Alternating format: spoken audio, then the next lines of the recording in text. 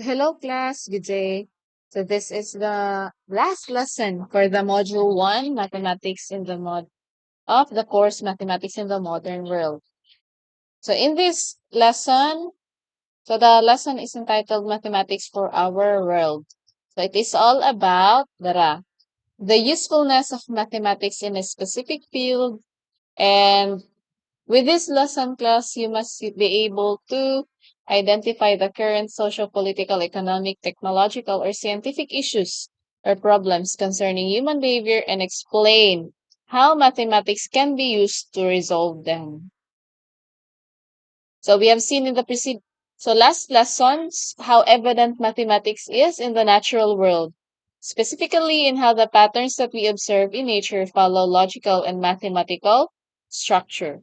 So in this lesson, we can learn that mathematical concepts and apply them in solving societal problems. So for this activity, dili na ninyo kailangan answeran. But if you want, you can fill out the boxes on the concept map below. Write the use of mathematics on your daily life. So kanang sa 5 ka boxes, pwede ninyo ibutan dara ang uses of mathematics.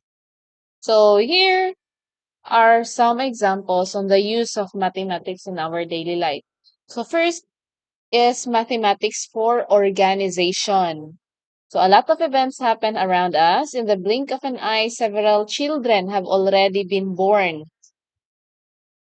So it talks about the population. So the liters of water have been consumed or thousands of tweets have been posted. So for us to make sense of all available information, we need mathematical tools to help us make sound analysis and better decisions. So, di ba? They use tanang tao, di ba, nagagamit ang mathematics in different ways. And one of that is for organization. So, paano man nga naibalaan kung pila ka buok bata ang nasilang or pila ka buok tao ang namatay sa isa ka adlaw or 'di ba sa mga statistics nganong nakaingon man sila ana, it is through the use of mathematics. So kabalo, and because also mathematics, kabalo ta kung pila na lang ka percentage sa tubig ang nasa dam or kanang mga inana. So here are examples under the mathematics for organization. So a particular store gather data on the shopping habits of its customer and make necessary adjustments to help drive sales.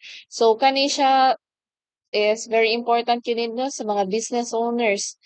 So para ma-update ang mga owners kung unsa nga mga products ang kusog sa customers, so kailangan jud sila mag-inventory. And that is one use of mathematics, di ba? So gather data and tan-awon kung unsa nga klase nga mga products, unsa ang kanang ginapalit sa mga customers. And through that, makabalo pod sila unsa nga mga products ang dili na nila kailangan daghanon og palit og stock kay dili man siya mahalin kaayo.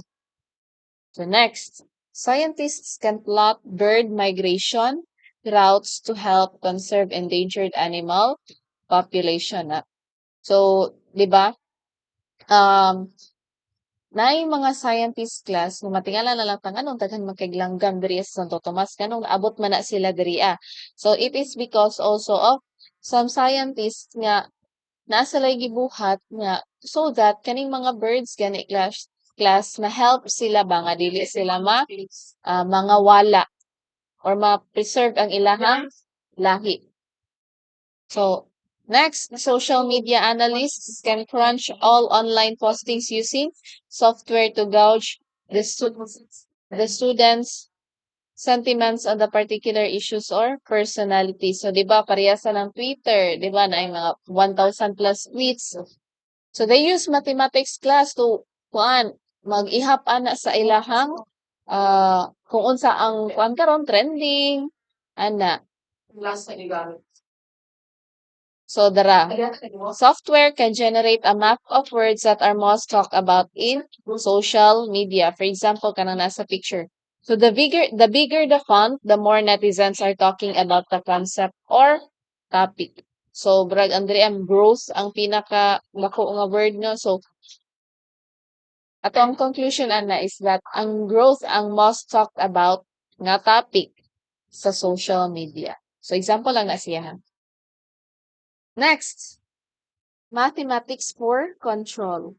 So, it is interesting to ponder on how mathematics, an invention of the human mind, seems to permeate the natural laws that hold the universe together. So, there have been instances when a natural phenomenon has been speculated to exist because mathematics says so. But no hard evidence have been found to support its existence. Such phenomena were proven to exist only when advancement in technology has allowed us to expand our horizon. So, kaning sa mathematics for control class, sa una, di ba wala man jud kay technology. So, naami daghan kaayong mga theories sa una nga daghan kay silang mga theory, pero dili ma-prove nila kay walay kanang proper nga technology to prove their theory. And by pag-abot sa panahon class, hantod sa karon nag-advance na ang technology, so brag naa siguro nag-test na pod sa ilahang mga theory. And mao na that ilahang kuan jud di ay ang ilahang theory is nag-exist jud di ay because of the advancement in technology brag na-prove siya ba nga naa di ay. So, dara ang example, ang theory ni Albert Einstein. So, he hypothesized the existence of gravitational waves. So, based on his theory of general relativity. So, kaning gravitational wave, dili pa ni ma-prove ni Einstein sa una class in the year 1916 kaya walay technology pa nga able nga maka-prove ani. So, unsa man ning gravitational waves? So, this is when ripples, kabulan man sa na ripples kanang nabay picture dito. Kani, ripples. Nay magtulo sa tubig, kanang brag naga-circle-circle nga, nagapalayo-palayo, ganing mo na siya ripples plus. So, ripples are formed in the fabric of space-time due to large and violent cosmic events, very much like when a pebble is thrown on a stagnant pond. So, about 100 years later, so kani, the Laser Interferometer Gravitational Wave Observatory, or LIGO, announced that it found evidence of this phenomenon. So, nag-exist yun siya. So, this is a large, kanang brag, sa tawagan na ha, representation of a large cosmic disturbance could cause ripples in space-time like a pebble thrown in a pond. So, ingani ang nawong daw niya sa theory ni Einstein. So also class, through the use of mathematics, man is able to exert control over himself and the effects of nature. The threat of climate change and global warming has been the subject of much debate over the years. It is believed that unless a man changes his behavior, patterns are used to indicate that sea levels could rise to catastrophic levels as the polar caps melt through to the increase in global temperature. So kani di ba is brag rampant man kini nga topic kaning climate change and global warming. So according sa people nga naa sa authority class, kung dili pa daw usabon sa mga tao ang ilahang ways karon, for example, sige sila emit og heat. For example, sa mga truck, sa mga factory, di ba? Sige sila emit og heat or kana sige produce og heat ba?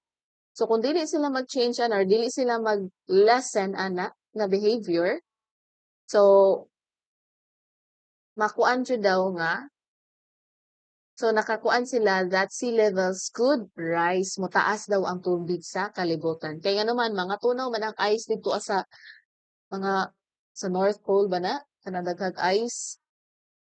So, mao na siya. Because of the increase in global temperature. So, that is an example of the use of mathematics for control. And to ensure that greenhouse gas concentrations in the atmosphere are kept at levels that would not interfere with the climate system. So the UNFCCC was signed and has 997 parts. So, kamo nalay search kung unsay kasabutan ani nila sa UNFCCC nga giapilan sa 197 ka nations. So this is an example of the melting glaciers tracing Earth's seas. So because of heat, tipak siya and then naganam-anam og tunaw. Next, mathematics for prediction. So we can also use mathematical tools to make prediction. Applying the concepts of probability, experts can calculate the chance of an event occurring. The weather is a prime example, di ba? Pagka, di ba, piyo kayo ang mga weather report, ganun, giunsa nila pagkahibalo, nga ugma muulan, sa sunod ugma na ibagyo, sa sunod ugma pa yun, na lino, ka mga iyan, agod. They can predict what will happen in the future. So, nga naman na, it is because the application of the mathematics. So, darao, meteorologists can make forecasts to help us prepare our day-to-day activities. So, they can also warn us of the weather disturbances for weeks or months. So, di ba, inyong kalendar, gikan January to December, na yung mga full moon dara or unsa ba, tapos napoy ka ng taob kuan. Kasi sa dagat gani, so, di ba, nana sa inyong calendar. So, it is also because of the use of mathematics. Also, astronomers use patterns to predict the occurrence of meteor showers or eclipses. So, for example, katong once in 47 years, muagi daw ni siya nga kaninga kuan, sa tawagan na meteor. Kasi pangalan na tong kuan ha, nga once in a blue moon ra daw muagi. So, it is because of the use of mathematics nga able nila ma-predict that. So, mathematics is indispensable. Nga naman. So, it was highlighted how mathematics have played a huge role in the underpinnings of our world. So, we have seen it in living creatures and natural phenomena. So, whether you are on your way to becoming a doctor, an engineer, an entrepreneur, or a chef, so a knowledge of mathematics will be helpful. So, dili gyud nato ni siya malikayan ang mathematics bisag asa ta moadto na agyoy math class. So, moingon mo, ay wala ko nag BS Ed Math kay gamay ra ang math. Ay wala ko nag-agriculture kay gamay ra ang math diri sa BSOA. Ay nagbitid-bitid ko kay puros ra na loto-loto. So, timan-in ninyo class, kanang lihok na to. Na jud na application tanan sa mathematics. So, kanang sa loto-loto, di ba? Mga bitid-bitid na kanang kailangan mo yun na ay mga sukod-sukod ana. So, nagamit na mong math. Pila ka minutes, mathematics. O sa BSOA. So, di ba, kanang mga kanang organization sa inyong mga file, it is also mathematics. So, dili lang puros numbers ang mathematics class. So, di ba, naa naman na sa tong introduction sa lesson 1 lang daan, di ba? Daghan kitag definition sa mathematics. It is not all about numbers. So, daghan pag klase nga gamit ang mathematics. So, at the most basic level, logical reasoning and critical thinking are the crucial skills that are needed in any endeavor. As such, the study of mathematics should be embraced. Ayaw ninyo glikayi. As it paves the way for more educated decisions in a way, bring us closer to understanding the natural world. So that is all for the lesson 3, mathematics for our world. So it is all about the use of mathematics in our daily lives. So mao man inyong naiuban, wala pa naka-answer ani. Sige ra. So, I think that is all for this video. Thank you, class. At least, kung wala pa mo nakakita sa ubang video, tanawan ninyo ang lesson 1 o ang lesson 2. Humana dyan ninyo, class, so that ayaw mo kapuol, ayaw ninyo skip para masabtan dyan ninyo. Ang uban kay gina-skip nila. Kung saan pagkasabot no. Sige, napatay. So, after ani, naapay module 2. Katong speaking mathematically. So, naapod to'y tulo ka lessons dito. I-discuss na ko to siya sa mga sunod nga video. So, I think that is all. Thank you and goodbye. Kung naang may questions, pwede inyo i-comment. Bye!